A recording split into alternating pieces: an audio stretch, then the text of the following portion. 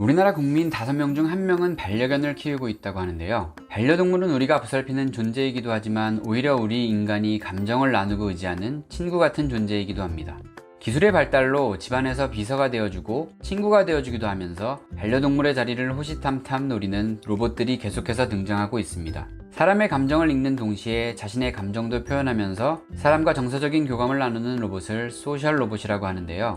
오늘은 귀여운데 똑똑하기까지 한 가정용 소셜 로봇들을 소개해볼까 합니다.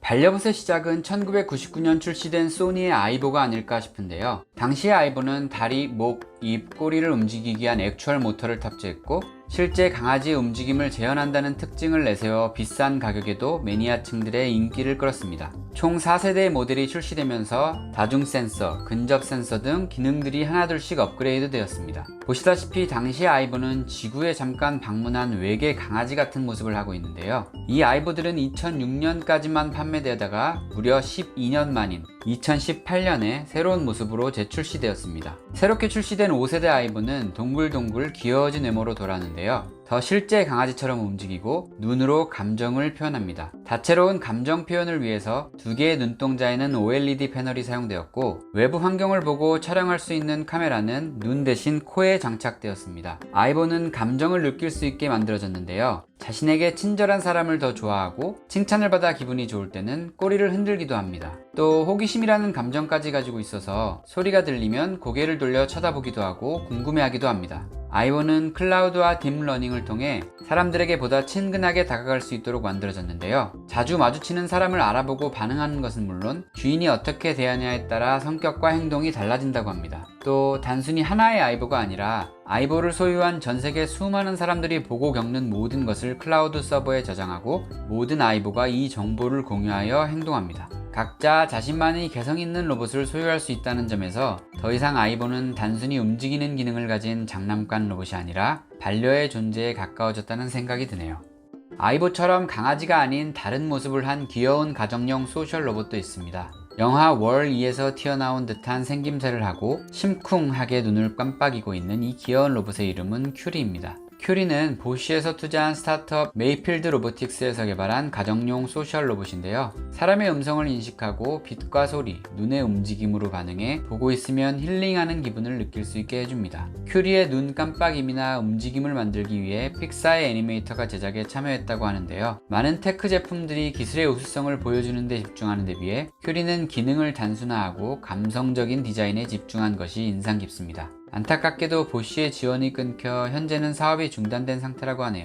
다음 로봇, 러봇은 이름처럼 사랑받기 위해 태어난 애완 로봇 컨셉의 가정용 로봇입니다. 소프트뱅크의 유명한 로봇 페퍼의 개발자 하야시 가나메가 창업한 그루브X사에서 개발되어 2019년 말부터 판매되고 있는데요. 귀여운 외모와 목소리, 그리고 행동까지 대부분의 기능이 오로지 사랑받기 위한 목적으로 만들어졌습니다. 기본적으로 사람을 알아보고 이름을 부르면 다가오는 기능이 있고요. 아이보처럼 자신에게 더 잘해준 사람을 더 잘 따릅니다. 러봇은 머리 위에 달린 큰 센서로 주변 상황을 인식하고 여러가지 상황에 즉시 반응하는데요. 눈으로 감정을 나타내고 소리에 반응합니다. 또 몸 전체에 20개 이상의 터치 센서를 가지고 있어 사람이 만지는 것을 예민하게 인지한다고 하는데요. 심지어 체온까지 가지고 있다고 합니다. 로봇은 집안 내 장애물을 피하면서 이동하는 자율주행 기능도 탑재되어 있어서 집안을 돌아다니면서 집 구조에 대한 지도를 완성해두고 퇴근 시간에 문 앞에서 기다리고 있다가 주인을 반기기도 합니다. 사랑 관종 로봇인 러봇이 2대 있으면 재밌는 상황이 만들어지기도 하는데요. 주인이 한 대의 러봇을 안고 있으면 그 광경을 보고 있던 다른 러봇이 자기도 안아달라고 조르기도 한다고 합니다. 개인적으로 조금 과하게 커 보이는 저 머리 위의 센서만 어떻게 한다면 좀 더 이쁨을 받을 것 같기도 하네요. 사실상 비서와 같은 기능은 AI 스피커가 가져가게 되면서 가정용 소셜 로봇들은 더 비싼 가격에도 기능적으로 애매한 위치에 놓여 아직까지는 시장의 선택을 잘 받지 못하고 있는 상태인데요.